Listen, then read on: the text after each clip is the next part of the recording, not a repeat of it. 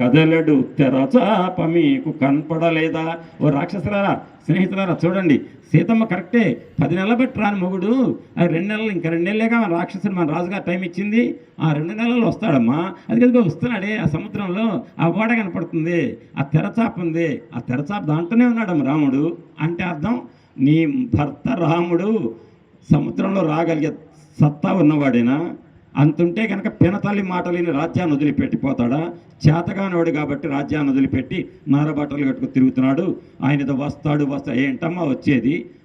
వస్తాడు, ఆ ఓడలో ఉన్నాడు ఆయనే అమ్మా రాముడు వస్తున్నాడు అనగానే ఈమె కనుక కొళ్ళి ఏడవాలని, అంటే 10 నెలల బట్టి రాలేదనే విషయం గుర్తు చేస్తూ, ఇంకా 2 నెలలే టైం ఉంది, 10 నెలలు రానివాడు 2 నెలలు ఎక్కడొస్తాడు, అయితే ఆ పనేదో లొంగిపోతే పోతుంది రావణాసుడికి అని చెప్పి ఆ ఒప్పుకుంటుందేమో అని చెప్పి మానసికంగా హింస పెట్టడం అని అని ఇంకొక రాక్షసం అందుకుంది.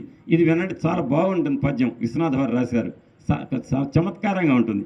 ఇంకో రాక్షస అంటుంది సీతమ్మ అని గురించి, సీత నువ్వు పుట్టడమే ఎంతమందికి దురదృష్టమైందో, నీ పుట్టుక ఎంతోమందికి జాతకం అడ్డం తిరిగింది. ఎట్లా అంటే, శివ మహాకార్ముక చేత ఎవ్వాడని కన్న తండ్రికి నీ దుఃఖంబు తొలుతా, శివ మహాకార్ముక చేత వీడంచు భార్గవరామునకు దుఃఖంబు పైన తగ మహాటవి చంకతాళివి మరి తాళి కట్టిన వాని దుఃఖంబు మరియు నీవు అన్న తన ముల్కలవు వలపైన రాక్షస రాజునకు దుఃఖంబు పెచ్చు ఇంక మా మాట చెప్పనేల రేపు వరుగు తినిపించదవు మమ్ము పరమ దుఃఖమయ చిత్ర విచిత్ర లోకేశ్వరి మాయవై సుఖంబు చూపించదవును దుఃఖంబు నిరపి.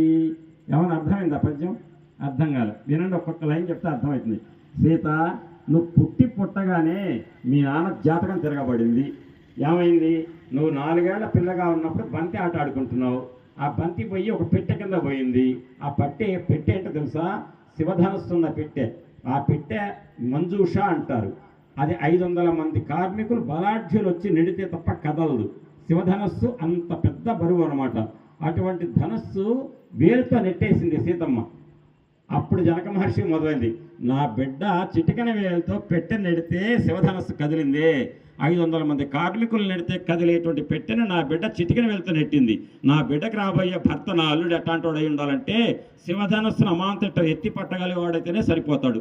అటువంటి వాడికి నా బిడ్డనిస్తా, లేకపోతే నేను ఇవ్వను ఎవరికి అని చెప్పి స్వయంవరం పెడితే రామచంద్రమూర్తి వచ్చి శివధనస్సు ఎక్కు పెట్టే వరకు తన బిడ్డకు భర్త వస్తాడా రాడా అని దిగులుతో అయ్యాడు మీ నాన్న జనక మహర్షి. అంటే మీ నాన్న నువ్వు పుట్టిన దగ్గర నుంచి నీకు